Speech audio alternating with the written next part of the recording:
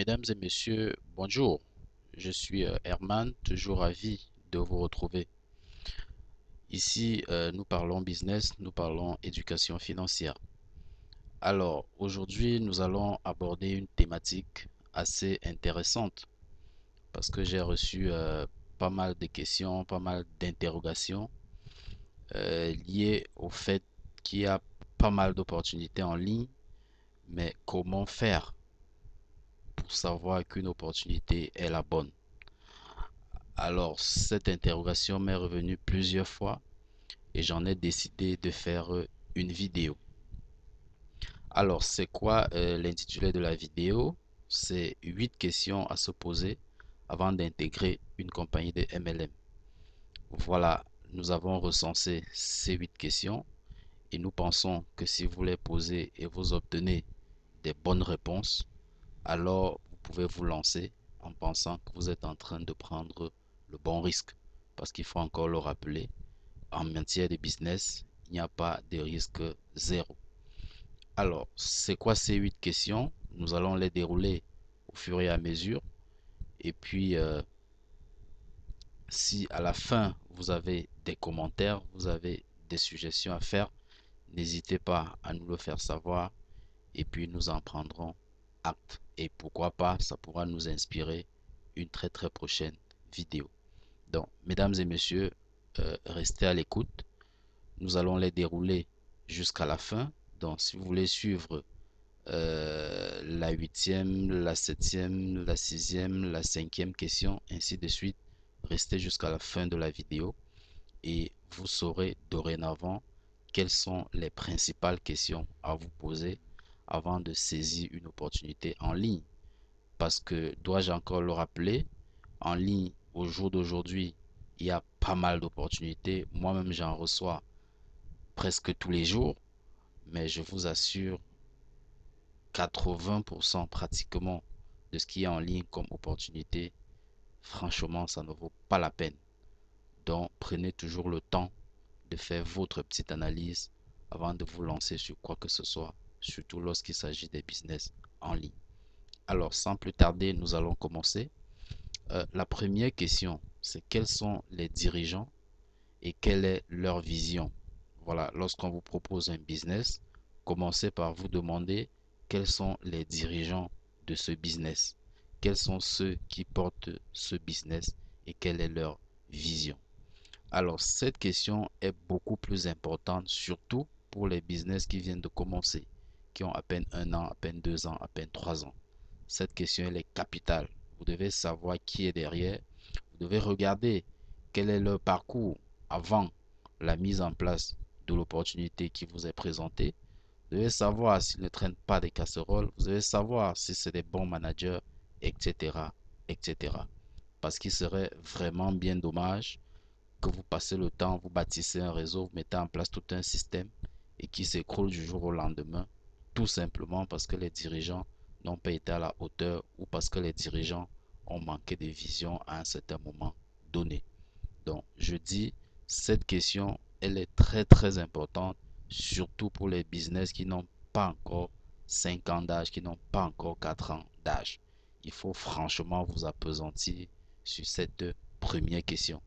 Par contre, si c'est un business qui existe, ça fait 10 ans, ça fait 15 ans, bon, vous pouvez passer légèrement là-dessus en vous disant, si le business a déjà 10 ans, ça veut dire qu'il est porté par des bonnes personnes. Donc, pour me résumer sur cette première question, qui est derrière, renseignez-vous sur qui est derrière l'opportunité. Regardez ce qu'ils ont fait par le passé. Est-ce que ça a marché? Est-ce qu'ils sont des visionnaires? Est-ce qu'ils ont le talent qu'il faut pour mener de bout en bout cette opportunité? Est-ce qu'ils ont l'intégrité qu'il faut? Voilà autant de choses que vous devez regarder. Et aujourd'hui, avec Internet, vous pouvez faire des recherches pour avoir les informations sur ce que je viens d'énumérer comme point essentiel. Ensuite, vous avez une deuxième question qu'il faut vous poser. C'est quoi la deuxième question? C'est de savoir si l'entreprise en question ou bien si cette opportunité a des produits ou bien des services qui sont utiles. Parce que rappelez-vous, pour créer une entreprise, il faut avoir quelque chose à vendre. Ça, c'est le préalable, c'est le b.a.-ba. Si vous n'avez rien à vendre, vous n'avez pas d'entreprise à créer. Ça, c'est clair. Parce que c'est quand il y a une vente qu'il y a une plus-value. Voilà. Et un produit résiste longtemps sur le marché parce qu'il est intéressant, parce qu'il est utile, parce qu'il répond à un besoin précis. Donc, vous devez vous poser la question, l'entreprise qu'on me présente, quel est son produit?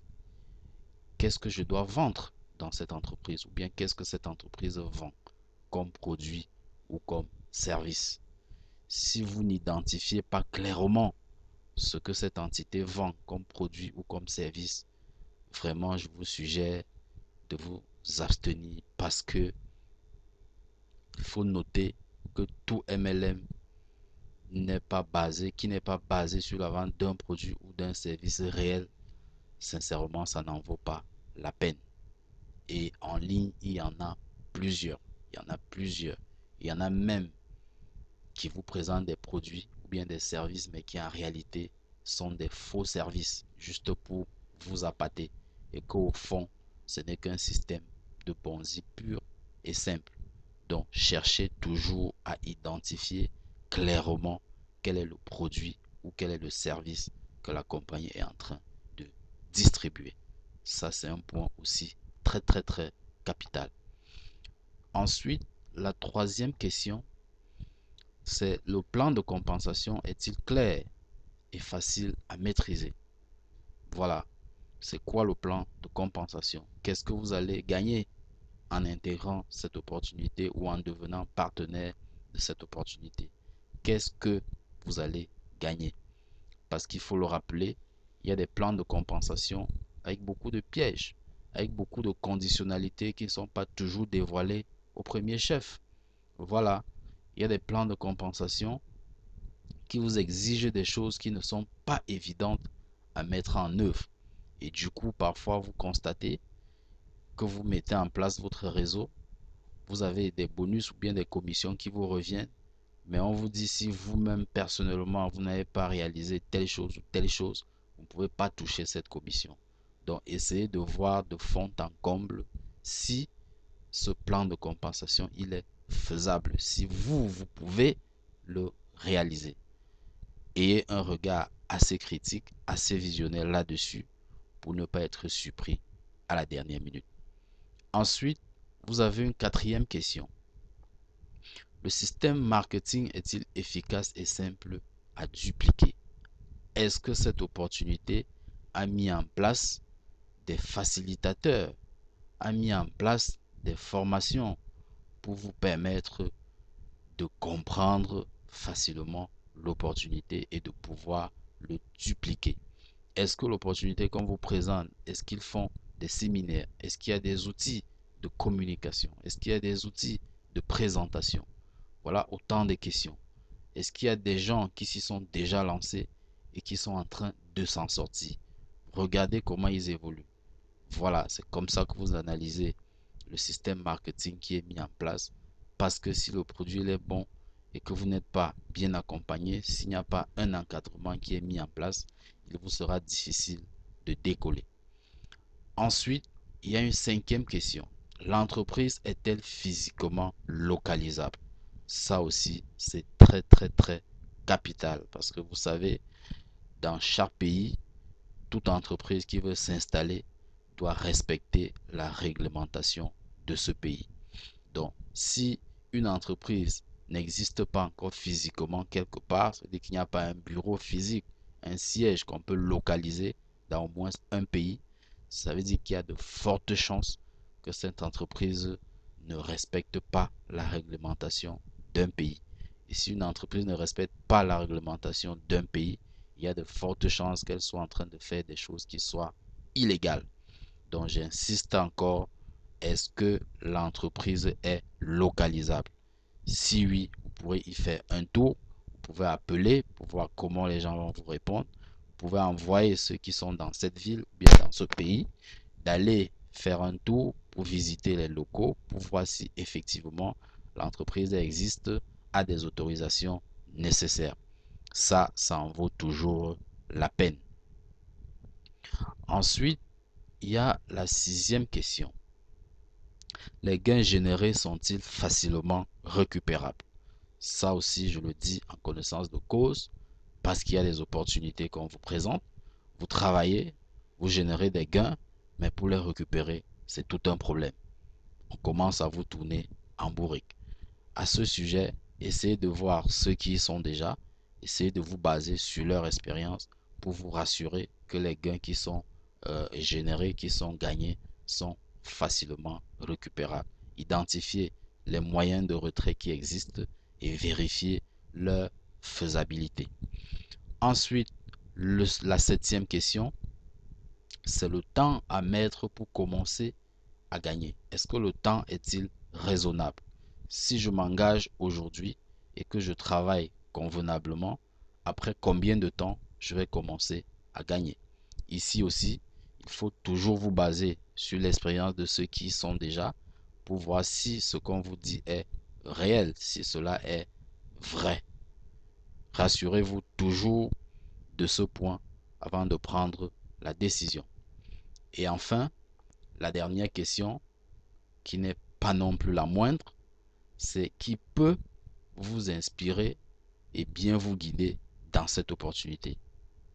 Parce que une opportunité peut être bonne, alléchante, mais parce que vous êtes entré par la mauvaise personne, vous échouez. Parce que cette personne ne saura pas vous tenir la main. Parce que, dois-je encore le rappeler ici, le MLM est un travail d'équipe. Donc, sachez rejoindre l'équipe qui gagne, comme on dit souvent. Sachez rejoindre l'équipe qui a un leader qui se déploie, qui a un leader qui a à cœur d'accompagner les gens qui l'ont rejoint dans son équipe. Sachez rejoindre un leader qui a du talent. Sachez rejoindre un leader qui saura comment vous montrer les trucs et astuces pour que vous aussi, vous gagnez dans cette opportunité.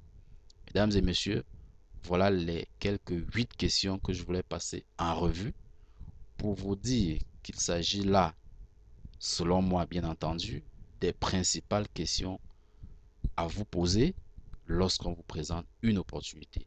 Si vous le faites de manière systématique, je suis certain que vous éliminerez beaucoup d'opportunités qui seront présentées à vous. Voilà, je ne dis pas que les 8 questions sont les seules questions que vous pouvez vous poser. Si vous en avez d'autres que j'ai omis ou que je ne connais pas ou que de par votre expérience ça vous a aidé, n'hésitez pas à nous les laisser en commentaire. C'est toujours bien d'échanger avec vous pour qu'ensemble nous puissions bâtir une équipe de personnes financièrement éduquées, une équipe de personnes qui connaissent saisir les opportunités en ligne parce que je dis encore, Internet nous offre pas mal de très très belles opportunités. Mesdames et messieurs, si la vidéo vous a intéressé, n'hésitez pas à vous abonner à la chaîne, n'hésitez pas de la partager pour aider les autres parce que je sais que chaque jour qui passe, il y en a qui saisissent les mauvaises opportunités en ligne parce qu'ils ne savent pas comment analyser et savoir quelle est la bonne. Merci encore pour votre bienveillante attention et à la prochaine pour une autre vidéo.